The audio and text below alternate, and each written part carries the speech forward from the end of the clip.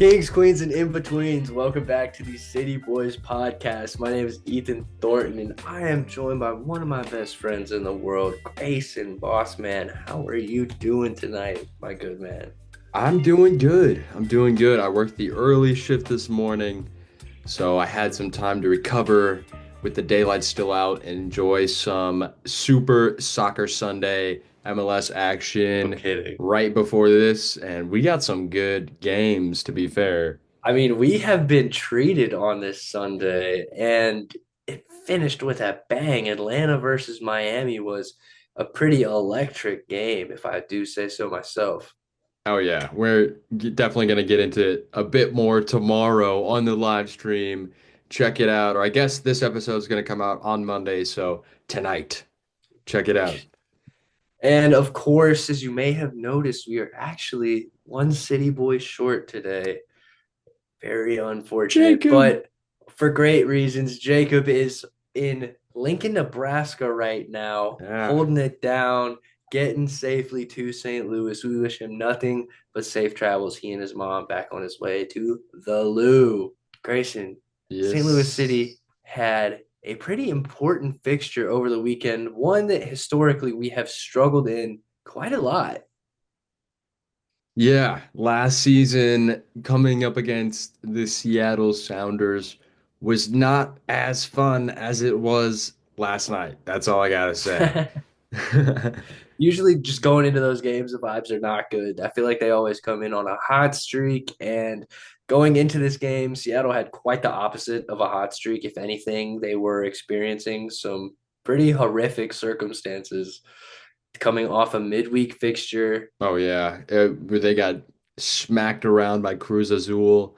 It did not look great. They lost a bunch of players to injury during that game as well. Paul Arriola actually tore his ACL.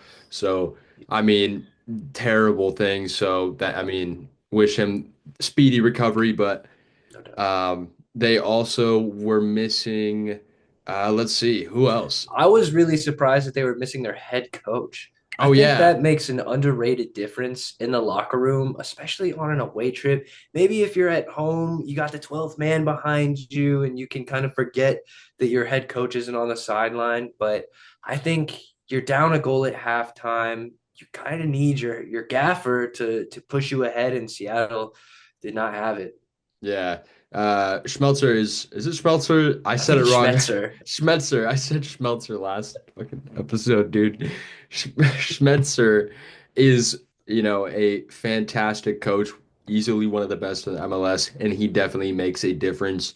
All respect to Juarez, though. He's been an MLS head coach before. He's done it, but um, it wasn't the best outcome for Seattle this week. Although I will say they did put up a good game without some of their best players. They lost Sure. Jordan Morris as well. That's who I couldn't I couldn't think of. Yeah, out with a hamstring injury on man, you hate to see those when your striker's in an all-out sprint and then he pulls up short before he gets to the ball. You really do hate to see a kind of battered Seattle team coming into St. Louis for this matchup. Yeah, and we did get a pretty interesting lineup from St. Louis as well. If you don't mind, I'll just go ahead and get right into it. And there is a change at the back. Sounds a little bit weird, but right before the match started, it came out that Roman Berkey has a fractured metatarsal. So he fractured a bone in his hand. One of these bad boys. Not great. Ugh. So in goal this week, we had Ben Lunt holding it down. He had a great game. We had five in the back. We had Vollum, Conrad Vollum on the left, Giannis Horn, Henry Kessler, Kyle Hebert, and Thomas Totland. In the midfield, we had four people this week. We opted for the 5-4-1. So we had Hartel on the left, Leuven and Durkin in the middle, and Watts on the right, with just Tuchert up top. And I have a little note, of course, because on field, this formation utilizes Watts and Hartel as wide midfielders at times defensively, but tucking more inside, playing as a double 10 when we do start to get moving with the ball. I really like this formation. I think it worked out really nice for us this week. But we did have some pretty notable subs and people on the bench because we had, let's see, Josh Yarrow coming in for Giannis Horn. We had Alfredo Morales coming in for Edu Leuven in the 62nd minute. We had Simon Betcher coming in off the bench for Two-Shirt. We had Ostrich coming in for an injured Thomas Totland. That's going to be one of the biggest notes of this week. Hopefully, it's not too bad. I haven't heard too much yet, but he came in, filled in at right mid, and Watts took the right wingback position and notably had a return for Joachim Nilsson late on in that match. But big notes because Klaus and Betcher both started on the bench. What are your thoughts on that, Ethan? Well, this lineup had so many different things to offer, Grayson. Like you mentioned, Roman Berkey being out. Oh my goodness. That first of all, they kept that under wraps really well. It came out in the post-match press conference that they found out he hurt his hand in a training session on Friday, and they didn't even know until Saturday that the bone was broken. So essentially a game time decision Right. as far as you're concerned. You go and you train that week as if Roman Berkey's going to be your goalkeeper, your captain, the man who's your rock between the sticks. But Ben Lunt steps in extremely admirably to perform and get a clean sheet out of it. Yeah. Also, Grayson, I was wondering how Cedric Toyshirt would perform as the lone striker up top. We haven't seen much of a 4-5-1 or a lone striker Cedric Teuchert since he's arrived from Germany. He has played that position before, and historically he's succeeded there. So I wasn't surprised to see him look comfortable, at least in that position. I think he wasn't necessarily the focal point of our attack, at least against Seattle. But what did you make of Cedric Teuchert as a lone man up top, Grayson? You know, I saw decent work, good ball movement, but once again, not the best. Obviously we got to see some more uh chances being taken. They don't have to be, goals every time, but just, some sparks that it's coming together. I know he was very disappointed to come off in the 60th minute. So of course we do have three people that can play that position. So, if you can't make an impression in the first 45 minutes, we're going to start looking to the bench to see what we have. So, I was totally fine with him starting. Uh, I thought last week Klaus and Tuchert were great together. So I thought it Yeah. was interesting that we were, opting for this different formation. But as Olaf said, he tinkers to the opponent, and I think it went pretty well this week. I think it went pretty well. I agree. Although, like you mentioned earlier, Grayson, I was surprised to see both Klaus and Betcher on the bench. I thought that specifically Simon Betcher had earned a starting spot. He's been really impactful and scoring against LA, that dagger just and celebrating in front of the fans like that. Yeah, I think it demonstrated his willingness and determination to be impactful in the St. Louis City team. So I like that he was able to make a substitute appearance. However, I would not mind seeing a starting role for Simon Betcher. Mm. The last comments that I want to make about the lineup are that, oh my God, I can't believe that Thomas Totland is hurt as well. That felt shock. I had kind of convinced myself that he was invincible for some reason. I mean, one of his best qualities is his availability, and for that to be in question right now is very sad. Yeah, we're very fortunate that we have, Kyle Hebert who can fill in as right wing back. I think he did, much better this week on his distribution, moving with both feet. Both his passing felt much more confident this week, so Agreed. good improvement there. And then of course Watts filling in as right wing back this week. And we've also got, Zielinski, who we haven't seen too much yet. I am pretty big on this player. I did like what I saw in the preseason matches. So, Me you too. know, I would rather not, an injury be the reason he gets to play, but we'll see. Man, talk about let's talk about this for just a second before we move into the match recap because I personally love this problem to have because like you said, we could slide Kyle Hebert out there. In the game, Olaf Milberg made the adjustment, brought in Thomas Ostrak and slid Akil Watts back there. So Akil Watts could be the starter back there. Joey Zielinski could potentially start back there. And if Kyle Hebert moves out to that right back role, that could open up a center back position for someone like Timo Baumgartel or Joachim Nielsen, who's returning from injury. I know a lot of people have been clamoring to see Timo Baumgartel, and I personally would not mind seeing him slot into one of those three center back roles. And now that Ostrich is back as well, and I thought he had a really good reintroduction back to the team. He looked sharp. He I did. thought he looked great. So now that's in even another problem for the gaffer to try to figure out is how we're going to fit in this player because honestly, for me, I would love to see Ostrich, find his way into that starting lineup because, I feel like we haven't gotten to see a great run from him just He yet. And we're brings on our third season now. And I do, we've seen sparks. We've seen sparks of greatness. We've seen some good goals from him, but I want to see consistency. Agreed, and he brings a little bit of a different game than both Akil Watts and Chris Durkin. So I'm interested to see what kind of complexion that Thomas Ostrak brings to the St. Louis City midfield. Oh, yeah. But Well, you ready? Let's talk about these players' performances, Grayson. Let's talk yeah. about them. Bring us into the first half, my good man. Yeah. I mean, game starts off pretty fair, pretty even. Both teams are testing each other. St. Louis starts off with the ball, and we're starting hot now. We love to, press offensively right off the kickoff. So I Love love it. that trait about us. But the uh, the tenseness erupts in the 14th minute with a massive slip from Seattle's Jackson Reagan. Ends up with him laying on top of the ball. It's either a handball or just, you can't lay on the ball. So That's a yellow that's card every day of the week. so earns us a free kick in any free kick specialist sweet spot. I mean, this is perfect.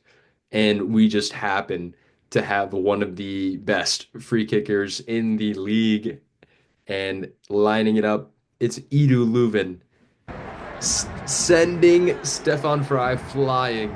He's grasping at air. It's 1-0 St. Louis City. Leuven sends it over the wall, looping down to the bottom left corner. So clean. Such a good hit. I mean, he has got to be one of the best free kick takers in the MLS. It's true. It's true.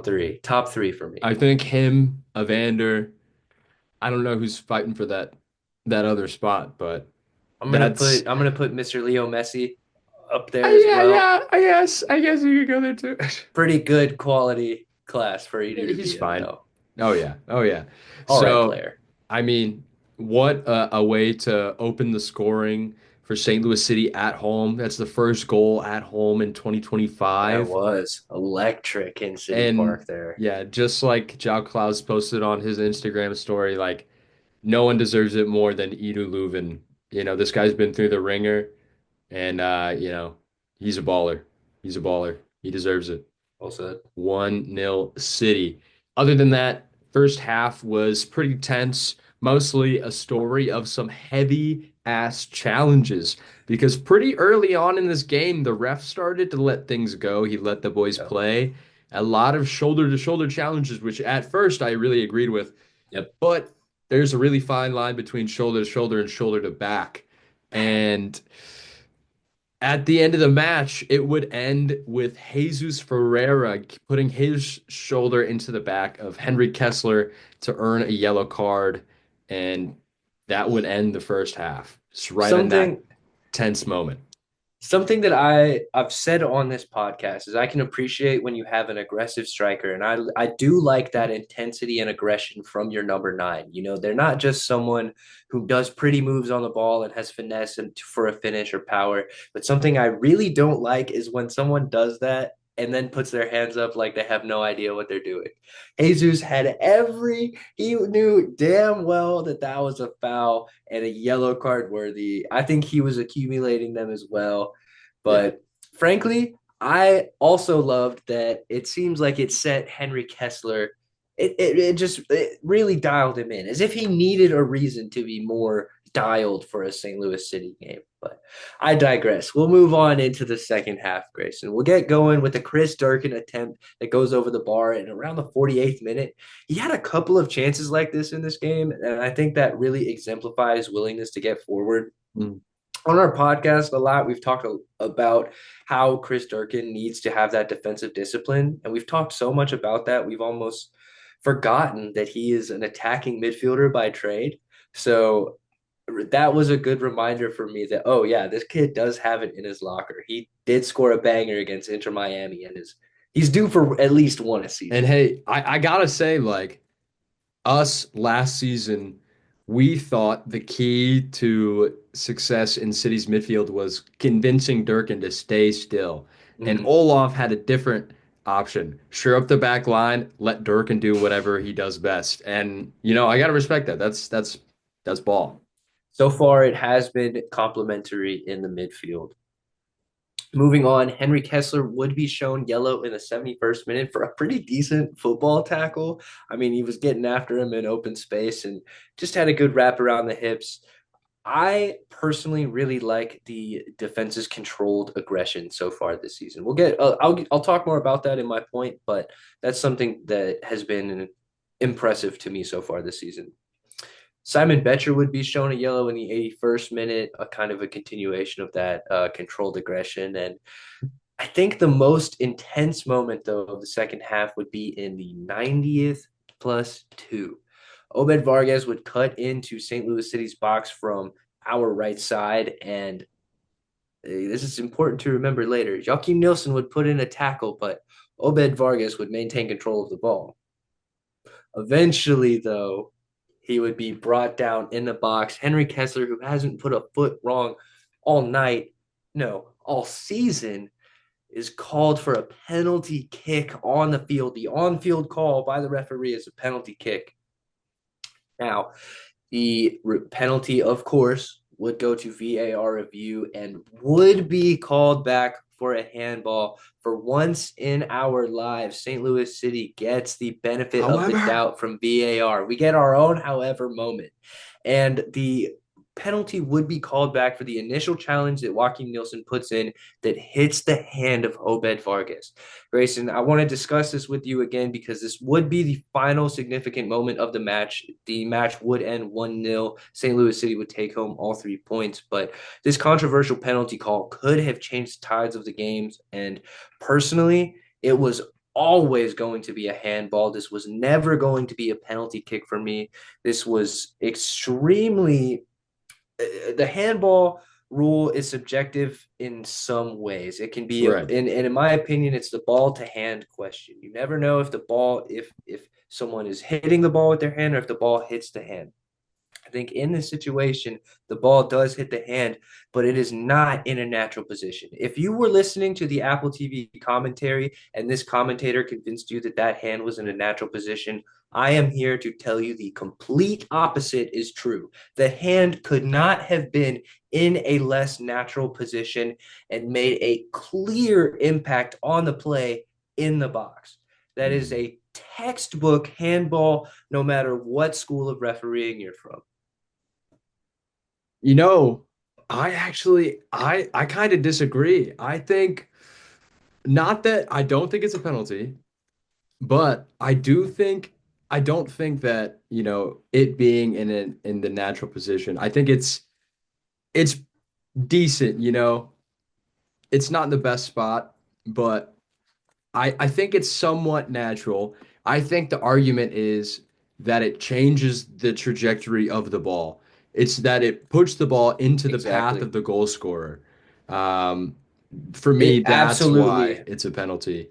Uh, absolutely helped him because maintain control. if it clips off his hand, if it clips off his hand, and it's a defender, if it clips off that hand, if it the ball's still going in the same direction, I'm not calling that a penalty. But if it stops the ball, it falls to the feet of the defender, and he can clear it, That's a penalty kick. I'm calling a penalty. And that's some of my logic as well, Grayson. If that's Joaquin Nielsen's hand that the ball hits, that is a penalty kick. Right. It could not be more clear to me that that was a handball on Obed Vargas. And you and I can debate the nuances of that, but we can at the very least agree handball on Vargas. Yeah. Handball on Vargas. No pen. The big however, I love it. Finally coming in our favor. I appreciate it. That's just good refereeing. I thought so as well. I thought so as well. It takes a big man to admit that you're wrong in front of 22,500 very raucous fans. And that was certainly a decision that made City Park go wild. Energizer Park was indeed electric after that. I even got to see a friend of the show, Tom Franklin, bouncing around on the bottom of the screen, celebrating the reversed call. And I can't blame him whatsoever. I was fist pumping Oh yeah. myself. Well, Grayson, that that wraps up the 90 minutes. Let's like St. Louis City, let's bring home our 3 points. I'm gonna go first. You're gonna go second. And in lieu of Jacob's point this week, we got some fan takes coming in Yeah. that I am very excited to read. I actually have not read any of them yet. So I I've read a am couple. I've we're seen a gonna couple. I'm gonna be live reacting to this. So I'm really excited for that. However, I'm really excited this week to be talking about our defensive ability on offense because of course the 4 clean sheets are is an eye-catching stat. We're the third MLS team to start off with 4 clean sheets. I think it was the 2007 Vancouver Whitecaps and the 2012 Red Bulls. You can fact check me on the years. I know those two teams are correct though. So that's a really impressive statistic for Olaf Melberg, St. Louis City to be starting off with. I love that we are a defensively strong side. That is something that is in complete contrast to years prior. Last year, one of our biggest flaws was dropping points from winning positions. And so far this season, we have been stout. However, I think an under the radar kind of statistic that is going unnoticed on our defense is their passing ability. You might think that someone like Edu Levin or Marcel Hartel is leading the team in touches on any given night. However, against the Sounders, Henry Kessler leads the team in touches. I have to fact check this. I'm pretty sure it's 57, pretty confident, but he led the team in touches and had a 94% passing accuracy. That's very, very impressive from your central center back in a 5 back or a 3 back, depending on how you look at it. I personally love that. King Kessler has been immense so far this season, and hopefully the MLS recognizes that with a team of the match day performance. To touch on some other notable performances in the defense, Kyle Hebert had 44 touches and 86% pass accuracy against Seattle Sounders, and Conrad Vollum had 43 touches and 92% pass accuracy. He is a wingback, so he plays a different role than our center backs, but Conrad Vollum has a pretty intense and aggressive defensive style Oh that yeah. I absolutely love. Jacob, one of his favorite players. And I love this ability to turn our lockdown defense into actual attack. I believe that this is the best that our defense has ever looked, and it has improved greatly since the Carnell Hackworth era. And I specifically picked out from this fixture last year, our most recent fixture, Kyle Hebert only had 71% passing accuracy, and Timmy Parker had the best with 86%. So Henry Kessler has been a major improvement on that front. That's no disrespect. That's just numbers. And Kyle Hebert has improved quite a lot on his own game. So I have just been so impressed by our defense's ability to not only be so stout and prevent shots on target. Ben Lunt did not have to work that hard for the clean sheet, respectfully. And not only are they great on defense, they're turning it into offense. Exactly. Exactly. And that leads almost perfectly into my point because the offense is still sleeping. Dude, it's still sleeping. and it's frustrating me, but we're getting there. It's clear that progress is being made. So, oh, I mean, over and over last season, I would not stop going on and on about how I want that 1-0 dub, baby. And I finally got it. I got that grinded out win. And that, in my opinion, is thanks to the the new formation that Olaf rolled out this week, that 5-4-1, which is super defensively sound, and it runs a mid block most of the time. So we allow Seattle to possess the ball in their own half, which they did. We've been letting that happen a lot this season, let the other teams hold the ball, and we let that happen again. But as soon as they get into our half, we start pressing, Yep. and two or three city players are able to step in with those formation, and it's extremely difficult to penetrate through because there's two separate walls of players that you have to get through to get to the Almost, goal. yeah, at times 8 or 9 players. Yeah. And that those walls are constantly shifting and moving. Once you get beat, there's the wall has already shifted and refilled. It's a brutal like defensive tactic to come up against. To put it on the international stage, I compare it to Atletico Madrid. Oh yeah. A little bit less brutal, I'd have to say. True. Uh, but what Ethan was saying this week, our defense was our best offense because that mid block lulled Seattle into a false sense of security. They're passing around the back comfortably. They thought they had it. And one slip up, Hartel and Two Shirt were both pressing. It leads to that slip, and boom, we have our first big chance of the match just because we let Seattle think that they could have controlled the ball. And so once again, Olaf has some more tinkering to do to get our offense, you know, pumping out the goals the way they were at the end of last season. But luckily, our defense is buying us time, but we need to come good. The game was great. Or, yeah, I have to say this was a great win for St. Louis, but I don't think it was a great game for St. Louis. Well said. A great 3 points in the sense that we had not previously beaten Seattle before and will have impacts late on in the season, but not the greatest performance. Exactly. A 1-0 win like this shows that even on the bad nights, we're able to still, eke out some 3 points. We eked out 3 points in a game that, we might not have. A game that we probably would have lost last year. Mm, So mm, I'm proud to see St. Louis winning on these bad nights, but now we need to see some good nights for our offense. mm, mm. We would love to see some more goals. Yeah, really. And I think they will come, but that's the question is we are playing that really strong five back, but I think this week St. Louis really focused on our technical play and you know our quality on the ball. I think that we're seeing that in our back line. We're seeing it a bit more in our midfield. We're starting to connect passes a bit more. And I think in these next couple games, we're going to see a budding offense start to brew. Something's coming. I hope that Chef Olaf is cooking up something really good for our offense. I'm excited to see because also we haven't said the name Celio Pompeu much, and we know him to be a real spark plug, especially off the bench. Oh yeah, I thought this game was calling out for him, especially in this lineup. This is a lineup I think fits Celio very well.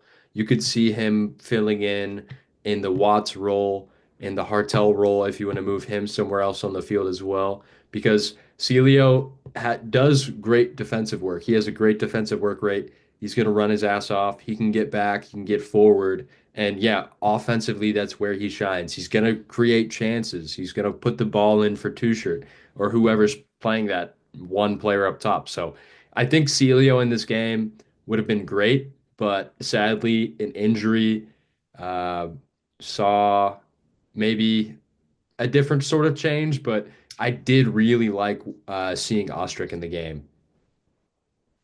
Me too. Me too. Well, Grayson, you ready to move on into our Instagram provided Yes, points sir. of the night? City So fans, what you gotta say? we're going to start off with a friend of the show who also has it covers two of our answers here, and it comes in from say STLSC Views, great Oh, man over at STL Sports Hub as well. Lunt is reliable paired with a Ben Lunt shutout, and yes, he is. Big yes. Ben is stout in net, and he didn't put up with anything from Seattle. I love that he stood his ground and didn't take anything from the intentionally aggressive Seattle players. Oh yeah, I mean, he's a big, big man, and he's a shot stopper by trade. He's stopping shots. I mean, he held that clean sheet where we still don't have a goal against, and I'm proud for him that he got to continue that streak. That we called upon him, very late. He didn't have a lot of time to prepare, and I did see a lot of frustration on the sidelines from Olaf Melberg, and a lot of people are attributing that to possibly Ben Lunt not being able to play out of the back as well as Berkey. He's a bit less confident, passing the ball around the back like we like to do now. And so a lot of times we saw him, booting the ball upfield, which for me, I'm fine with a keeper who is as soon as he's in trouble, get it downfield. He doesn't need to be making any sort of major risks, especially in the backfield. So, especially against a team that will punish you like Seattle. That's exactly what I was going to say as well, Grayson, because yeah, Seattle's not a team to be playing around with the ball in the back with. And I do understand that maybe our philosophy is a little more play out of the back, tiki taka-esque. However, yeah, like you said, I don't mind it whatsoever. Let's be safe. We got a 1-0 lead here, and we're not really holding on to it by passing the ball around in our own box. Hey, I will say Ben Lunt is the first St. Louis City player signature I have. He's on this hat up here. So, Legend. shout out the GOAT. He deserved his first MLS shutout. It feels that was very rewarding for him. He did deserve that. Moving on into another response from Yogs STL. This is the greatest team ever assembled. It's the GOAT. Well, probably not though. That's Lucas. Unfortunately, That's Lucas. the But greatest team ever assembled in St. Louis though. I'd have to say yes. So far, uh, it's. I have to say, like, what do you think is the best super team the MLS has ever conceived? I mean, obviously Miami has to be in the shout. Definitely having four iconic World Cup winners on your team makes for a pretty good super team as far as soccer and the MLS goes because they make it intentionally difficult to create teams like that. It's hard to say that the LA Galaxy team that had Robbie Keane and Landon Donovan on it isn't high up there as Yeah. well. Super teams in the MLS, you're kind of putting us on the spot here, Grayson. It's tricky. It's tricky, but I don't know, you the know, Atlanta United squad that won two championships in a row is really good with Miguel Almiron and Joseph yeah. Martinez. Yeah. I mean, Early on, DC United was really or- good in the league. They got off to a strong start, man. I mean, we know about the MLS these days. We could debate this for a minute. yeah, it's a hard one. I sadly don't think St. Louis City is there just yet. But hey, after this season, We'll see, but we still have not been scored on. let's come back around to this at like the halfway point around the All-Star break and see just how well this St. Louis team stacks up against like the Columbus Crew that won the CONCACAF Champions Cup and the league that year. Like there have been some very, very good MLS teams. We are the best though. It's coming. In my heart, St. Oh Louis my City is the God. best.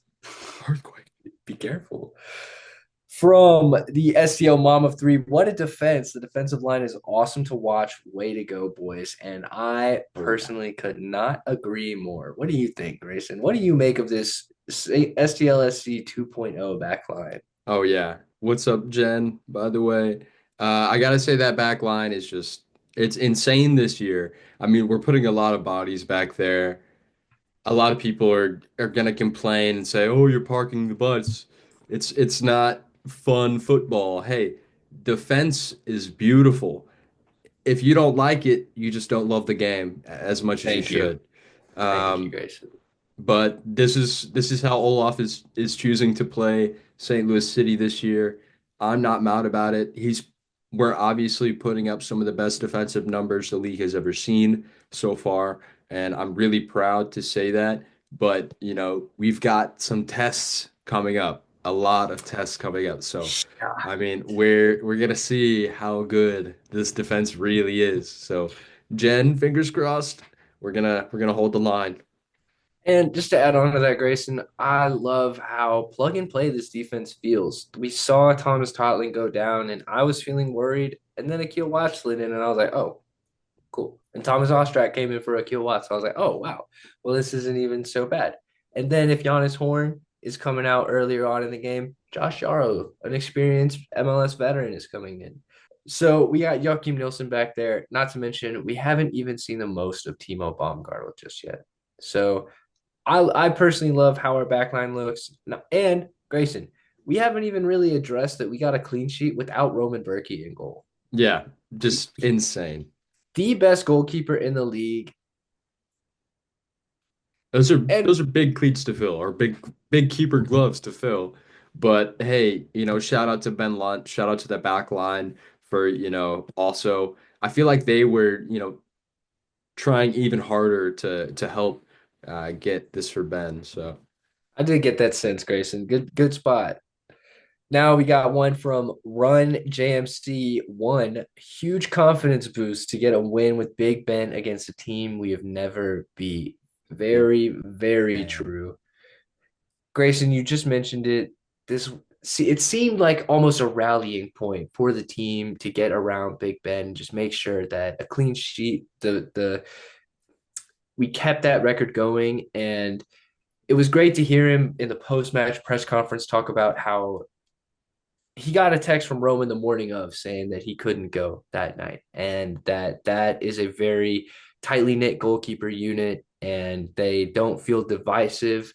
It could be contentious, right? You might think from the outside looking in that one player eating up all the playing time, all the minutes could get antsy. It could be frustrating for a player, but Ben Lunt stepped up when called upon. I absolutely love that about him.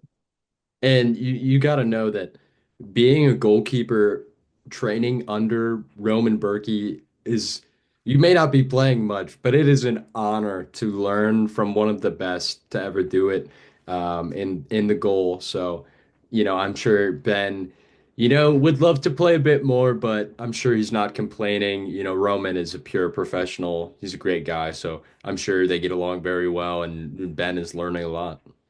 It's great to hear that, man. It's something that a good team needs is good vibes, and it seems like the vibes in the locker room right now are good. Yeah. I love that. We've weeded out a lot of players that I loved, and it's sad to say, but we've fostered I feel like hopefully we've fostered a great locker room atmosphere, and that'll hopefully show itself on the pitch this year. It seems like we fostered a fairly German atmosphere in the locker room. Yay, and that's to Lutz's credit. All right. Finally, our final response, Grayson, from the city boy that is unfortunately missing tonight. Mr. Jacob Ratcliffe says, Edu from a set piece finally hits after I don't bring it up. I will continue to not bring it up. Very sweet of you, Jacob. Thank you. Ah, fine. I think you should start betting on it now. Just He, yeah, he might earn that one still just for how often he hits it with the Edu with the set piece. I feel like that's yeah, a Jacob staple. you called it last season, so. He gets one now. He earned it. He earned it. He sends his love to everyone and wishes he could be here, by the way. But I'm glad that he's getting back to St. Louis safely. He's ready to be showing his smiling face in City Park. Oh Really yeah. cool.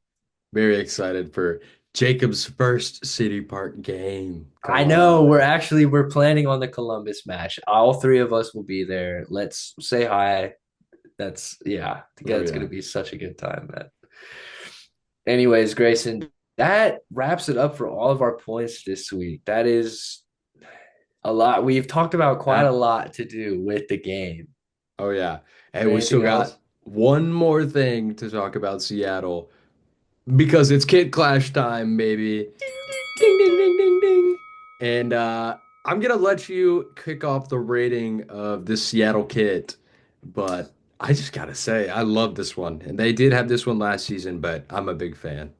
This is going to be our second kit that we have already seen, unfortunately, but I don't even mind because Seattle's away kit, or see, yeah, their third kit, whichever kit I that think this we're is their going home to. kit now. This is their home kit. They did play with us with their home game. Man, that's kind of a bummer because their Yeah, away kit is so good and it worth waiting is. for. It The next is. time we play them, we will definitely be rating that one. But I'm just going to keep it short and simple with this one because we have rated it. I'm going to go for an 8.8, which I think is really high and I think is pretty accurate because I really like this jersey. I also really love this one, the great stripes. For me, the white collar ties it up together. I think it looks really clean. Just a great kit all around. I'm going to give it a 9.2. This is Ooh, very, very okay. well done kit in my opinion. I like Um, it. and I gotta say, I think you're right. That other Seattle kit might be even higher for me. So My brother, yeah, that is one of the best MLS jerseys that I have ever seen. I'm not, we play Seattle again, so I don't want to get too yeah, much into it. yeah. But So we got some heavyweight fighters this week, but yeah, good fight, Seattle. Good fight on the kick clash this week. But quick matchup there. Let's move on into a preview for our next MLS matchup. And as I alluded to before, it's a big test coming up because we've got one of the best teams to start off this season. We've got Philly. We got Philly. And we already talked about them a little bit earlier this episode. They're flying high until this past match day. They actually took their first L of the season. They're still in first place, still doing great, but they actually just lost 3-1 to Nashville. Pretty pretty great game from Nashville defensively, somewhat of a but breakout, yeah. And interesting against Nashville, seems like they just could not get their offense kickstarted. Quinn Sullivan missing a penalty, which is extremely uncharacteristic of them. They've scored 7 goals already this season, but the bulk of them have been through their main man, Ty Berrybo. If you haven't heard the name and you're watching MLS games, somehow you are living under a rock. This guy is unbelievable. The Israeli striker has been their focal point of their attack through and through. But uh, that's that's just their striker. They have a lot of quality all over the pitch. Daniel Gazdag is also out there poaching goals and getting assists. Kai Wagner terrorizing the midfield, the big German body. If you haven't seen him play, I would kind of equate him to Edu Lowen, honestly. interesting take. I Okay. think that they have a different play style, but a lot of their qualities are very similar, in my opinion. They also have a formidable MLS goalkeeper in Andre Blake. He was, however, Panenka today, Ooh. which did certainly bring down team morale. But they're riding high right now. On the broadcast they mentioned some players potentially exiting before their next game for the international break. I don't know Interesting. how many starters might be out. I couldn't tell you. However, we do have some familiarity with this side, don't we, Grayson? Sadly, yes.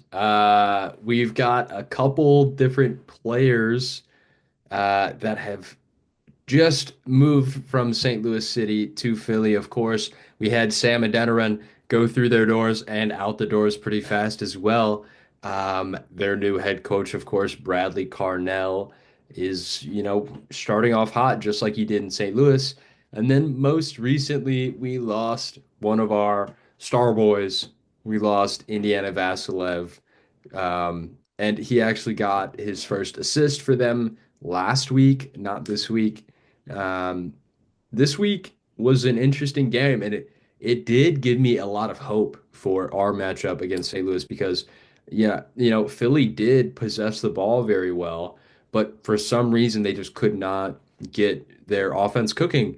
And I do need to go back and watch that game fully to get a full breakdown of what went wrong there. But I mean, with as much possession as they did have, I was surprised to see that Daniel Gazdag, one of their main man, he only got 13 completed passes in that match. So Oh wow. it was very confusing to me. So I know Walker Zimmerman had an insane performance, like 16 clearances or something. Definitely. And it's, I do want to give Nashville a lot of credit because this is definitely a game that Nashville won Mhm. pretty formidably. And I say that because, well, duh, that's very obvious. But I mean the sense that Philly didn't just give away the 3 points. Nashville came and took them in Philadelphia. They went to Philadelphia and took 3 points from the top of the East.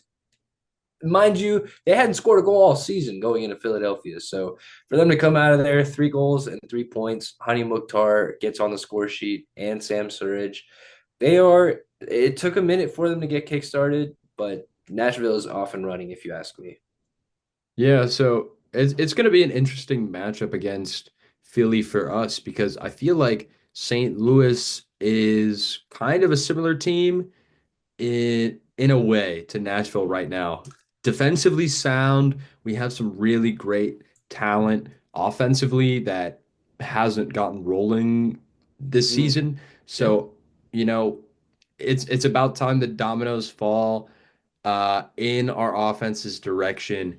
I think this is going to be a good game. I think it's going to be close.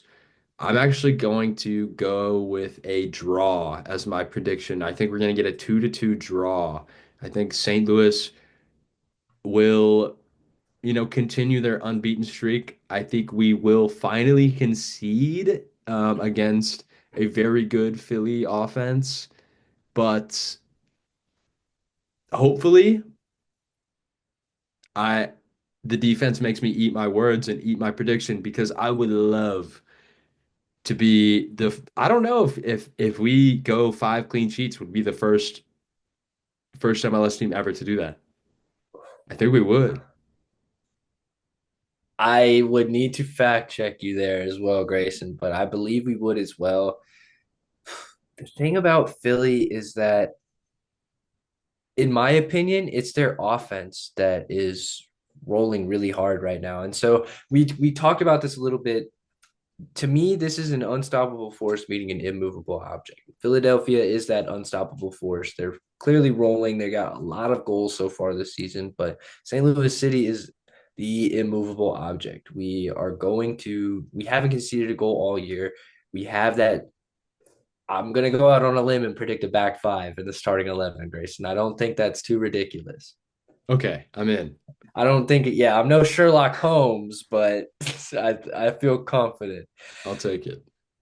Mind you, Philadelphia is going to have a somewhat weakened squad going into St. Louis. Grayson, I like St. Louis City to continue our momentum off the back of 2 victories against our Western opponents. Please. I'm going to say a 2-1 victory. Unfortunately, I do believe that we will concede as well. Their offense is just too hot It's at the just too moment. good. However, Nashville conceded against them and they were still able to pull it out. I like our odds. We are rolling high right now. Something that Olaf Melberg pointed out that I am also keeping myself optimistic with is that our offense is gradually improving, Grayson. Mhm. All right, in Colorado against Colorado in the opener, we came out with a real strong game and dropped off like very quickly against San Diego. But ever since then, we've just been slowly creeping, slowly creeping back up in terms of possession stats. So Oh yeah. I think we'll keep that momentum rolling. And then I don't think either of us predicted a goal scorer. I'm going to be a little specific this week. I think we're going to get something we haven't seen this year. We're going to get a penalty call in favor of St. Louis. And the question is who's gonna put it away? Is it gonna be Leuven? Is it gonna be Hartel? That's tricky. I think it's gonna be Leuven though, and I I think think so. Leuven's gonna bury it and continue his, second goal in 2 games. And yeah, Leuven from a PK. From a PK. Grayson, I love that pick. I would love to see Edu Lovin hit the back of the net two games in a row. I think that he would love to see that. That would be great for his confidence. And you know what? You meant his name, but you didn't pick him to score. I'm gonna go for Marcel Hartel, maybe the most Mm, obvious pick aside from Simon Betcher or Cedric Teuchert. He had a shot cleared off the line against Seattle. yeah. Let's not forget that he had one of our best chances of the game. It took a new who off the line clearance to prevent Marcel Hartel from hitting the back of the net this week. So if that's what it takes, guess what? Philadelphia does not have a new who on their team. So I'm going to pick Marcel Hartel to score in the run of play. However, Grayson, I'm going to go a step further because I predicted a 2-1 victory. I'm going to predict an Indiana Vassilev goal to no celebration. Okay. No celebration. I'll respect. I'll I think respect. we're going to see one of those from Indiana Vassilev because we did it against Inter Miami as well. So if he goes crazy and scores against us and celebrates, he might turn the fan base. Yeah, dude, that would be brutal. I don't know what I would do. I'd probably cry. Yeah, I would. Yeah, I would not have nice words for him back in St. Louis. I'll tell you that. That'd tear me up. Well, any final notes on this week? Any grab bags? Any final notes? I don't think I do, man. I just want to see some people hang out with us tonight. Tonight, when you're Yeah, watching this, hang out with us tonight for City Boys Extra Time. We're live every Monday night. I think we've been live every Monday night of the MLS season so far, it's either and been Monday or Sunday. So, we are not planning on stopping anytime soon. So come hang out with us on Monday or Sunday night. This time Monday night, and let's yep. talk about the MLS. Let's talk ball. Leave us comments. We'll shout you out in the episode. We love to talk with you guys and answer your questions. You can make fun of us. We'll probably make fun of Well, your we name can or take something. I it. don't Yeah, we can take it. know. It doesn't matter. We love the banter as well. But So yeah. if that does it, then Grayson, do not forget to like, comment, subscribe on YouTube. If you're listening on Spotify, don't forget to follow and rate 5 stars and drop us a review. I would love to read some Spotify reviews. We want to get better. We want to bring y'all the best MLS content in the country. So let us know how we can get better. Drop a review. However, our most important call to action, do not forget to tell your mother you love her under any Love you, circumstances. mama. I love you, Mom. STL. STL. STL. STL.